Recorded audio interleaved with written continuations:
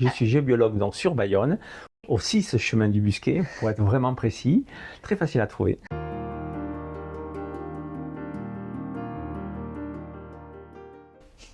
Alors l'enfant avec ses parents, c'est pas évident d'avoir une relation vraiment naturelle pour l'enfant avec ses parents. L'enfant, on le sait bien, dépend complètement de sa mère au départ et de son père, bien entendu, aussi. Bien sûr, le père a sa grande importance, bien entendu.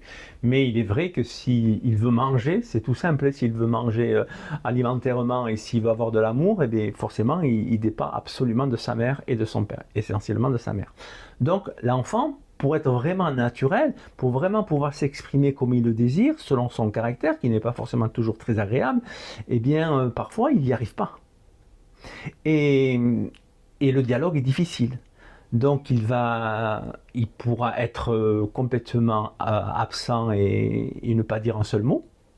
Ou alors, il pourra être très agacé, toujours avoir des réactions intempestives, ne jamais pouvoir le calmer, et à l'école c'est pareil, et bon voilà, ou alors à l'école c'est différent, et à la maison c'est encore différent, c'est l'opposé.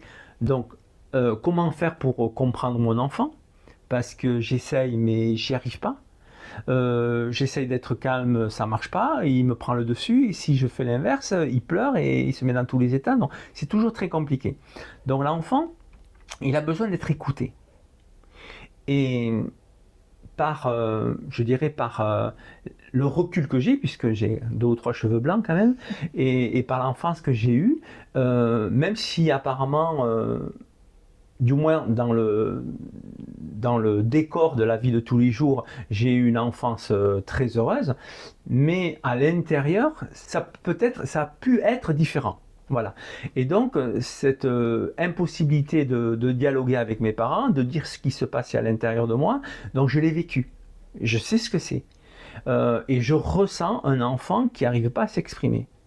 Et si j'arrive dans une maison avec un enfant qui me regarde, il sait tout de suite que je veux le comprendre.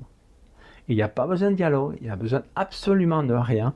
Il sait que je suis là pour lui et que je vais savoir le sentir. Voilà, le sentir, c'est vraiment Oui. le mot.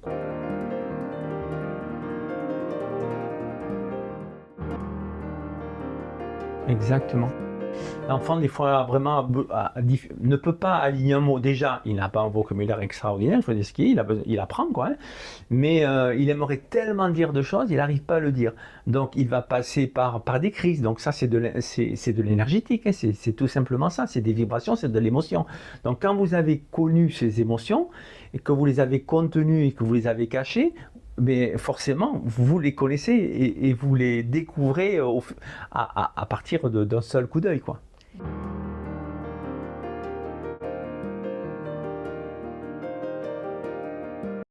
C'est exactement ça. Je fais le trait d'union entre la mère, bien souvent la mère, bien entendu, et l'enfant. Voilà. Et là-dessus peut se combiner quelques énergies dans la maison. Bien entendu. Voilà, l'enfant, par exemple, va avoir son sommeil perturbé, bien entendu, puisque bien souvent la nuit, par exemple, il peut avoir de l'énurésie. Si par exemple il se sent envahi dans son territoire psychique, eh bien l'énurésie, en faisant pipi au lit, c'est comme s'il marquait son territoire. Voilà, donc il va dire la nuit, j'exprime mes émotions en faisant pipi. Comme ça, au moins, on va faire attention à moi, on va peut-être m'écouter à mon réveil. On va certes me gronder, ok, mais quand même, on va m'écouter. Il y a un message à comprendre. Est-ce qu'ils vont le comprendre? J'espère qu'ils vont le comprendre, l'enfant qui parle. Voilà. Et donc, moi, voilà, ça, je le ressens. Et je ressens aussi que s'il y a vieille maison et s'il y a une énergie, donc une entité, des mémoires qui sont des mémoires par exemple d'enfants qui ont été maltraités, eh bien je vais les ressentir aussi parce que c'est une combinaison entre les deux. L'enfant quelque part il est maltraité puisqu'il n'est pas écouté. Alors je pèse mes mots bien entendu, hein, c'est pas une maltraitance physique, mais c'est une maltraitance quand même d'une non-écoute quoi. Donc l'enfant il se sent perdu, il a besoin de ses parents, comment faire, etc., etc. Donc là il y a des énergies donc des entités qui peuvent se coller à lui et qui peuvent le gêner dans son sommeil. Et l'enfant a peur, l'enfant se réveille et c'est pas évident.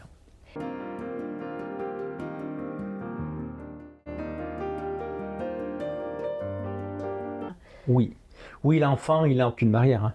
L'enfant, il a toutes ses perceptions, tout son potentiel avec lui. On lui a pas appris encore à mettre des barricades devant lui, à mettre son mental. C'est-à-dire, lui, il voit tout, il ressent tout, hein. Il faut se dire que on ne voit, avec nos yeux, on ne voit à peine que, je dirais, 95... disons, on ne voit que 5%, il y a 95% qui ne se voient pas. Et l'enfant, lui, perçoit énormément de choses. Donc, je ne vais pas dire qu'il y voit les 95% qui restent, mais il voit beaucoup de choses. Donc, il peut voir devant lui des personnages ou des énergies du moins et que personne ne voit. Il se dit mais qu'est-ce qui se passe? Il n'y a que moi qui vois. Et mes parents ne voient pas. Et mes parents, ce sont mes parents, ce sont mes dieux. Alors à qui je dois en parler puisque eux ne voient pas. Donc eux ne vont pas me croire puisqu'ils ne les voient pas. Donc moi j'arrive et je perçois. Voilà, je perçois avec mes ressentis, mais je perçois. Et là, enfin, il a quelqu'un qui le croit et qui voit la même chose que lui, entre guillemets.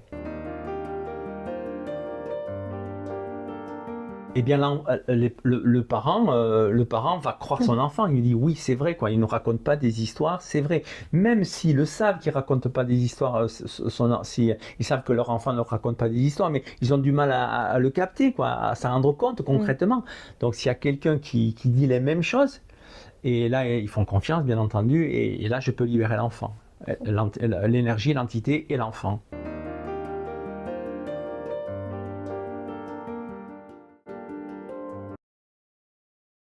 Oui, je le travaille.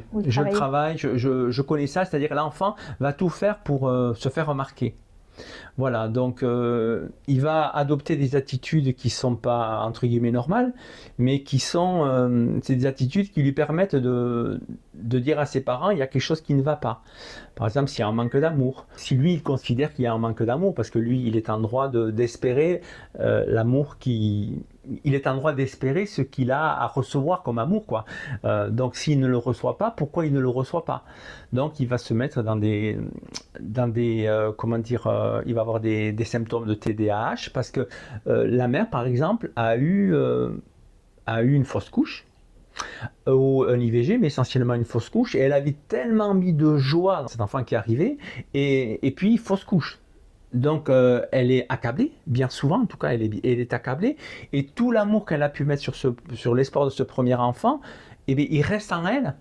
Et l'autre enfant, le deuxième enfant qui va arriver, va être comme un enfant de remplacement pour essayer de retrouver le même amour.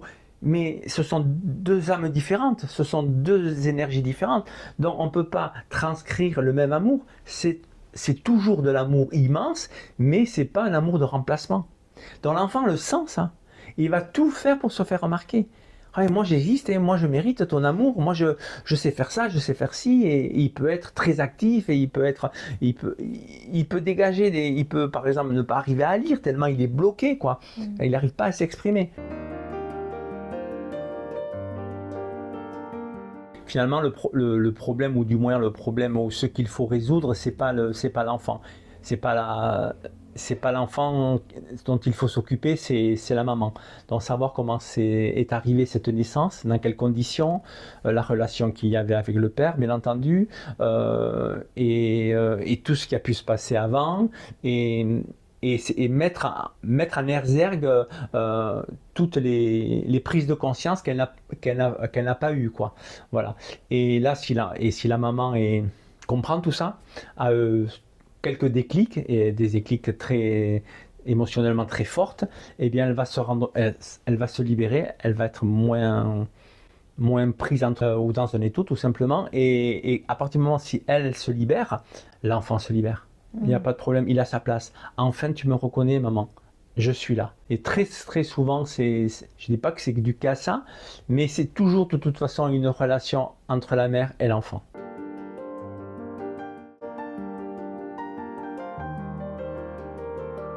Eh bien, tout simplement, ça me touche parce que moi, dans mon enfance, il y a plein de choses que je voulais dire et que j'ai pas réussi à dire. Donc, j'ai adopté une attitude d'enfant bien gentil, bien poli, tout mignon, respectueux de tout, mais finalement, j'exprimais rien. Je ne me mettais pas en colère. Je n'avais pas de spontanéité. Des choses toutes simples de la vie, quoi. Je criais pas à travers les murs parce que je voulais pas déranger. J'étais vraiment conforme à ce que ma mère voulait que je sois. Et à ses rêves, quoi. Mais moi, mes rêves, ils étaient pas là du tout, quoi. Moi, j'étais là pour faire des conneries, excusez-moi du terme, mais de faire des bêtises et exploser s'il faut exploser, et casser un verre s'il faut casser un verre, et voilà. Mais j'étais tout le temps dans le frein. Voilà. Et donc ça se voit pas, ça.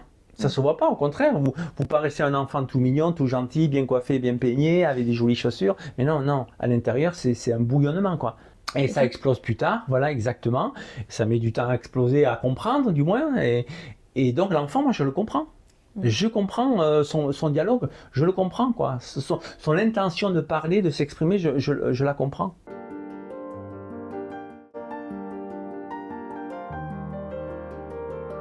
Oui, c'est tout à fait ça. Parce qu'il va avoir en face de lui quelqu'un qui le comprend. Voilà, et sans parler. Énergétiquement, l'enfant capte tout. Voilà, il sait que je suis sincère, il sait que j'ai tout compris, et il s'ouvre. Et la maman s'ouvre sans problème. Voilà, c'est toujours pareil, dans une confiance mutuelle. Alors je fais des consultations à distance, même beaucoup, hein. J'en fais beaucoup de consultations à distance, et au bout d'un moment, s'il y avait vraiment besoin d'un déplacement, ça se voit, ça se présente comme une évidence, et là je me déplace. Mais sinon, je fais beaucoup de rendez-vous en Zoom, visio. quoi. Moi j'utilise le lien Zoom, voilà, sans faire de pub. Voilà.